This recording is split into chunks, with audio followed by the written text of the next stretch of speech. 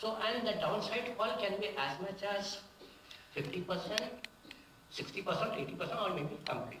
So, if such a high risk is there, compared to that, he would like to have a protection. So, where the protection will come?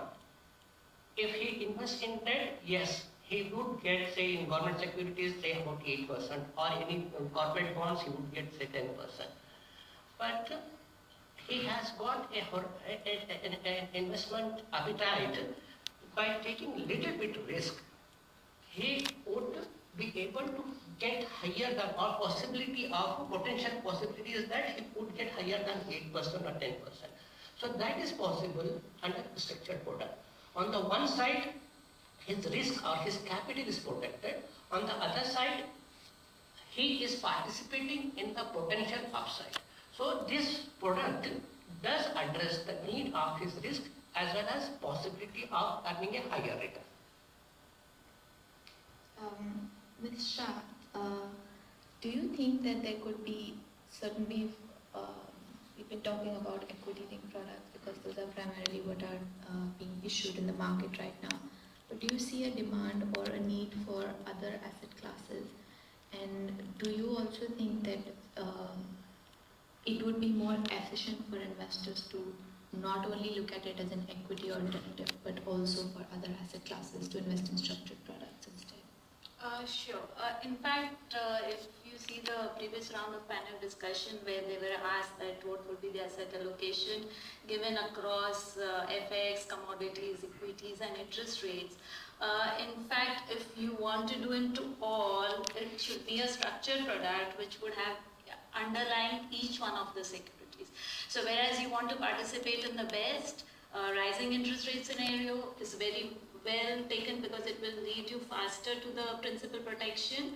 And second is you do not want to miss the equity run as well as commodity run. So what do? There are structures, though not in India, abroad, which is over the rainbow. This rainbow structures are typically the structures where you have multiple asset classes underlying it.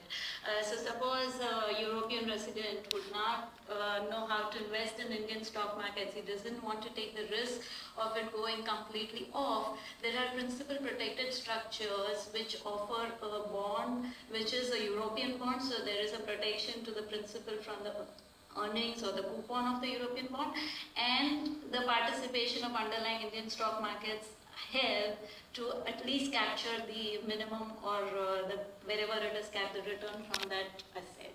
So it's very vital that we, though in India I think it will take time because we have SERA regulation which says that you cannot do a equity derivative other than listed in stock exchange and national commodity exchanges.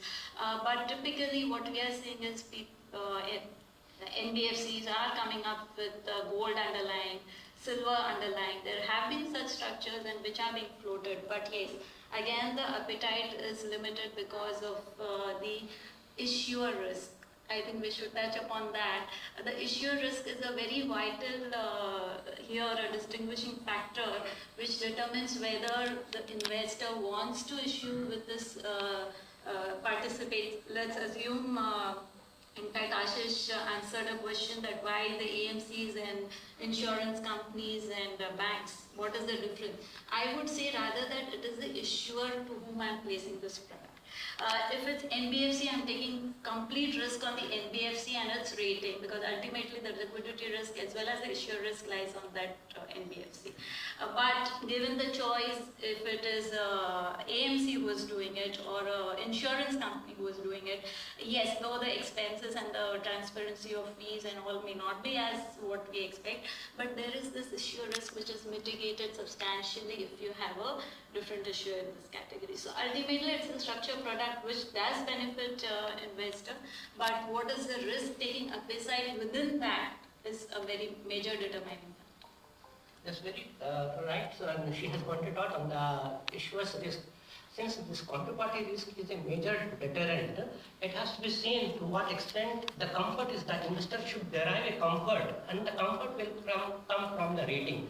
In case the rating, especially whether it is rating agencies, whether it is A or A plus or then that gives some degree of confidence to the investor that we can safely.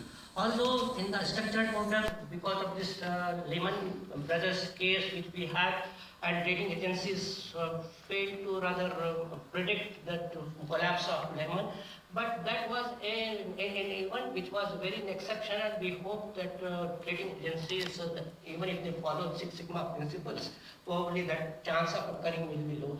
However, we feel that the rating agencies, in case it is rated, definitely that will add to the comfort, and to some extent, or to a great extent, it will minimize the risk of issuer's risk.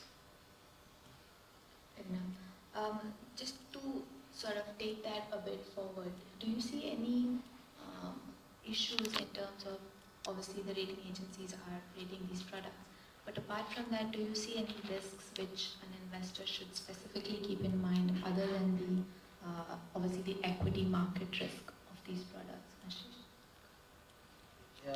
See, the first